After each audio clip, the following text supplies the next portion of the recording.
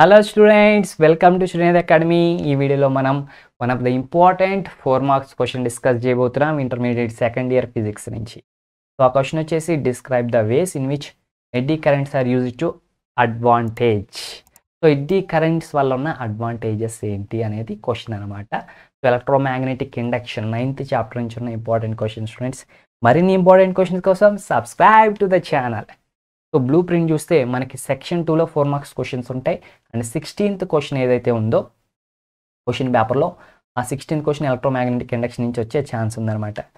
And next మనం చూస్తే describe the ways in which eddy currents are used to advantage. Eddy currents ఎక్కడ use అవుతాయి? So applications అనుకోవచ్చు.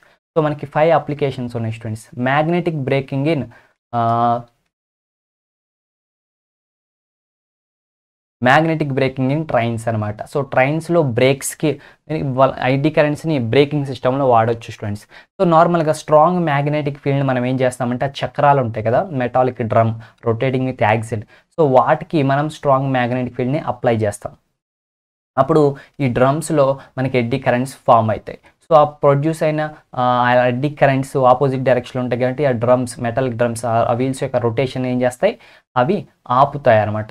Like that మనకి ఏమైందంటే కనుక ఆ మెటల్ డ్రమ్స్ అవడం వల్ల యాక్సిల్ ఆగుతుంది.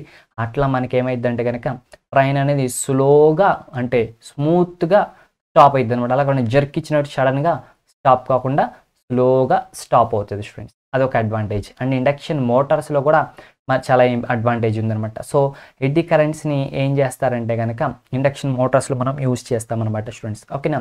సో ఎందుకంటే కనుక short circuited rotor of an inductor motor induction మోటార్లో షార్ట్ సర్క్యూటెడ్ రోటార్స్ ఉంటాయి. ఫస్ట్ ఆ రోటార్స్ రొటేట్ కావాలన్నమాట. సో అవి రొటేట్ అవ్వడం కోసం ఏం చేస్తారంటే ఎడ్డీ కరెంట్ని యూజ్ చేస్తారు. అవి ప్రొడ్యూస్ అయితే అవి రొటేట్ చేస్తాయి. అలాగే సీలింగ్ ఫ్యాన్స్లో కూడా మనకి ఇండక్షన్ మోటార్సే ఉంటాయి స్టూడెంట్స్. ఓకేనా? అలాగే ఎలక్ట్రోమాగ్నెటిక్ డ్యాంపింగ్ అనమాట. సో దీని విషయంకి వస్తే కనుక మనం కొన్ని గ్యాలనోమీటర్స్లో మనకి ఏంటంటే ఫిక్స్డ్ కోర్ ఉంటుంది. ఆ కోర్ నాన్ మెటాలిక్ కోర్ ఉంటుంది. దానిపైన మనం వైర్ని వైండ్ చేస్తూ ఉంటాం. కరెంట్ వైర్ని మనం వైండ్ చేస్తూ ఉంటాం అనమాట. సో మనకు ఆ కాయిల్ ఒక్కొక్కసారి ఆసిలేట్స్ అవుతూ ఉంటాయి అనమాట, స్మూత్గా స్టాప్ అవ్వవు. సో ఎడ్డీ కరెంట్స్ కనుక జనరేట్ అయినాయి అనుకోండి ఆ కోర్లో, అప్పుడు ఏమైందంటే అలాంటి మోషన్స్ ఏమైనా ఉండకుండా అవి క్విక్గా రెస్ట్లోకి వస్తాయి అనమాట. రెస్ట్లోకి వచ్చి ఆగిపోతాయి అనమాట.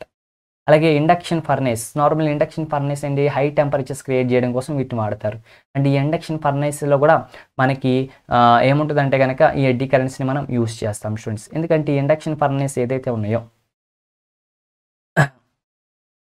వాటిలో ఏం చేస్తామంటే కనుక మనం ఈ ఎడ్డీ కరెంట్స్ని పుట్టిస్తాం స్టూడెంట్స్. ఓకేనా?